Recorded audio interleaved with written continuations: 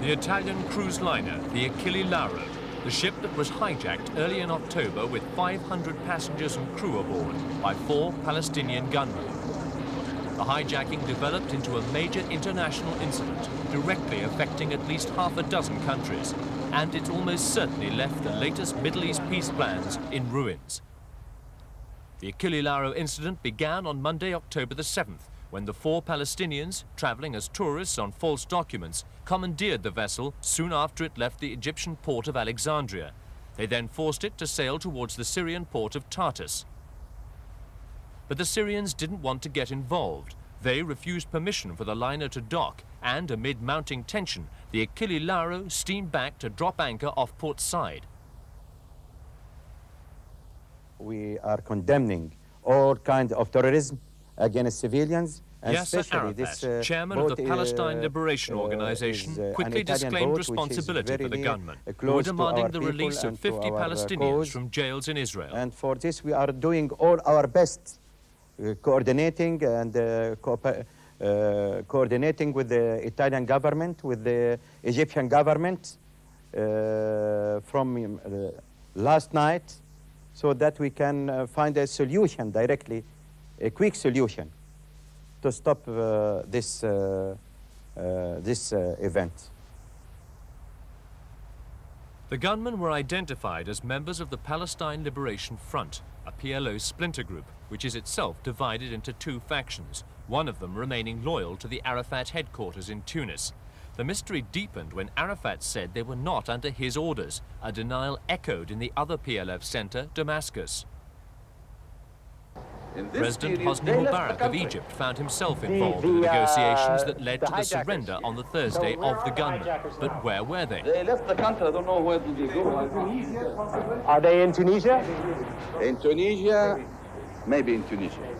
And what is Egypt's The 4 response guerrillas now were position? in fact Because still in America Egypt, apparently and it was was already interested known in that the one fact that there passenger, was not a elderly death. American Jew Now, Leon Klinghoffer, was dead. We started to make some negotiations when we understood that there was nobody killed on board of the ship. So we accepted, after the ambassador of Italy and Germany agreed to take the people to save the 400 personnel in the ship, and instead of exploding it, we accepted to take these people and send them out, as they agreed upon that. There was also confusion in the United States. President Reagan heard of the guerrillas' surrender while on a visit to Chicago, and at this stage he insisted the 4 men must be brought before an Italian or an American country court. has the proper jurisdiction for prosecution. If that is us because the victim was American, fine. Italy because it was on an Italian ship, or I'm not a lawyer, and the legal niceties of that sort of thing, but we're going to do everything we can to see that they are brought to justice. But would America let Yasser Arafat and the PLO punish the men? Well,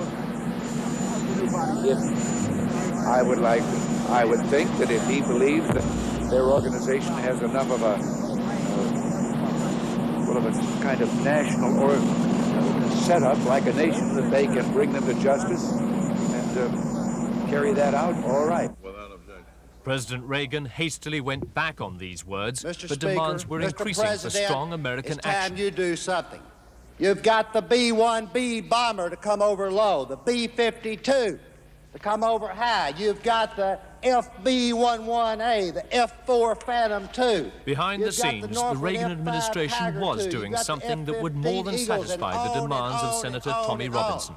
Those people only understand one thing, and that's force. It's time to take names and kick rear ends.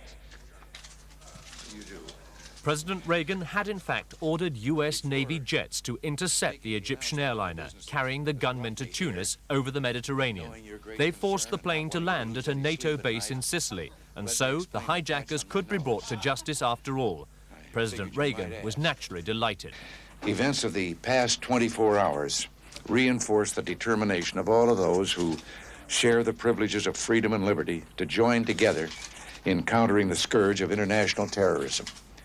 All civilized peoples welcome the apprehension of the terrorists responsible for the seizure of Achille Lauro and the brutal murder of Leon Klinghoffer. The pursuit of President justice Reagan was elated is well by the served US by action this cooperative because effort to American ensure that citizens these have been terrorists frequent are victims of prosecuted terror and attacks punished for abroad their in recent crimes. months and years. I am proud to be the Commander-in-Chief of the soldiers, sailors, airmen, and Marines who deployed, supported, and played the crucial role in the delivery of these terrorists to Italian authorities. These young Americans sent a message to terrorists everywhere. A message: you can run, but you can't hide. Attention shifted now to the NATO base at Sigonella in southern Sicily. The 4 hijackers were taken off the Egyptair Boeing 737, but there was another twist to the story. Still aboard, refusing to leave, was the elusive Abu Abbas, a hardline PLO guerrilla who was believed to be the mastermind behind the Achille Lauro incident. This turned out to be an operation that went wrong. PLF officials claimed the original plan was to launch an attack inside Israel when the liner called at an Israeli port. But while the 4 gunmen were to face charges in Italy of hijacking and murder, possibly leading to long prison sentences, Abu Abbas himself was allowed to leave Italy, crossing quickly into Yugoslavia, much to the anger of the United States. To the Americans, the Italian claim that Abu Abbas was not a wanted man and was guilty of no crime sounded very weak indeed. They were planning to put him on trial on terrorist charges too. There was also anger in the Egyptian capital, Cairo, anger directed against the United States and against Israel. The Egyptian government strongly denied suggestions it had colluded with the United States by informing the Americans when and where the Egyptian aircraft could be intercepted. These demonstrators believed the United States had reaffirmed that it was a close ally of Israel in its confrontation with the Arabs.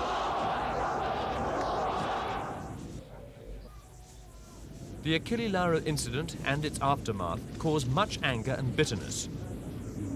It also represented a big setback for Middle East peace plans sponsored by the United States, which most closely involved President Mubarak and King Hussein of Jordan. This plan, outlined by President Reagan and supported by President Mubarak, calls for a Middle East peace settlement based on what was termed self-government by the Palestinians of the West Bank and Gaza in association with Jordan. The inclusion of Jordan went a step further than the Camp David agreements, which only led to a pact between Israel and Egypt. So there was a new role for Hussein, but none for Arafat's PLO, with which the Israelis refused to talk. As long as the PLO refuses to renounce violence, Israel insists, there is no place for them at the negotiating table. The PLO has had successes and disappointments since it was recognized in 1974 at the Rabat summit as the sole legitimate representative of the Palestinian people. But its support remains strong in the refugee camps, as here in Jordan. It's the children of these Palestinians, displaced by successive wars and Israeli expansionism, who've taken up arms in large numbers to fight for the rights of their people. There are still over 1 million Palestinians living under Israeli occupation, the majority here on the West Bank, the area that was administered by Jordan until it was occupied by Israel after the 1967 war.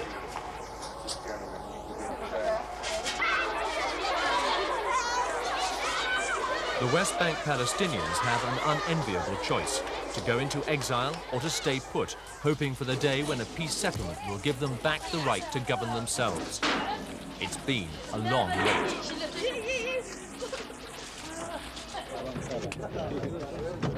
There seemed some hopes of better Arab-Israeli relations when the Israelis released a further 119 Lebanese Shiite prisoners on September the 10th. Israel took most of the prisoners during its withdrawal earlier this year from its ill-fated invasion into Lebanon. By returning them to their homes, the Israelis hope to end a painful chapter in their recent history.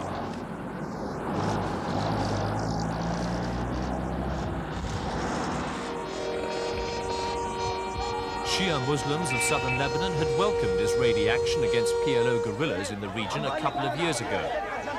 Now, Israel is the hated foe, it seems, of all the Muslim groups.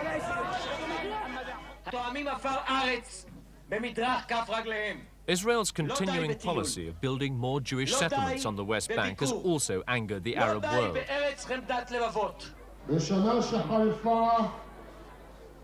Just as Muslim fundamentalism is growing in Arab countries, so are the numbers increasing of Jewish settlers motivated by strong religious conviction.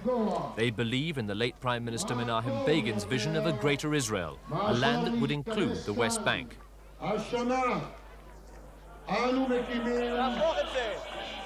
An even greater threat to the idea of peaceful Arab and Jewish coexistence comes from the Jewish nationalist group headed by Rabbi Meir Kahane.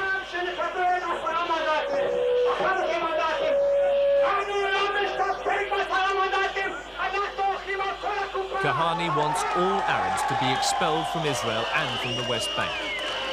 Despite government disapproval, support for his party is growing.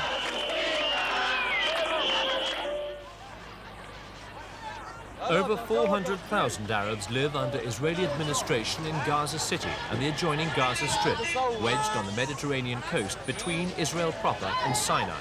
The situation here is much the same as on the West Bank, and security is tight because of an upsurge in violence.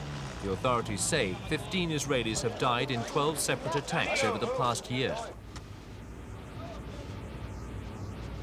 Israelis have also increasingly become the target of terror attacks abroad. In August, 3 Israeli nationals were attacked in a Cairo street, with 2 women injured and the husband of one of them, a diplomat, shot dead. A radical Muslim group claimed responsibility, at the same time calling for the Israeli embassy in Cairo to be closed. In late September, the port of Larnaca in Cyprus was the scene of another attack. Cyprus has become a temporary home for many Arabs and Israelis fleeing the Middle East troubles, but violence has been rare. This time, the victims were 3 Israelis, including a married couple. They were all shot dead aboard their small yacht by 3 PLO gunmen who were captured. They claimed the Israelis were secret agents.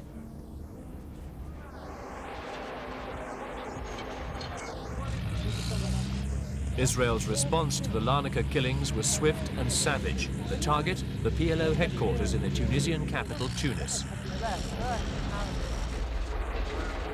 Yasser Arafat himself narrowly missed death, though about 70 people were killed and over 100 injured.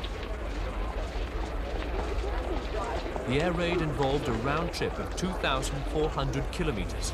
This gave rise to charges that the United States must have provided the Israelis with refueling facilities in between. And the raid against Tunisia, a moderate Arab state, angered Israel's critics still further.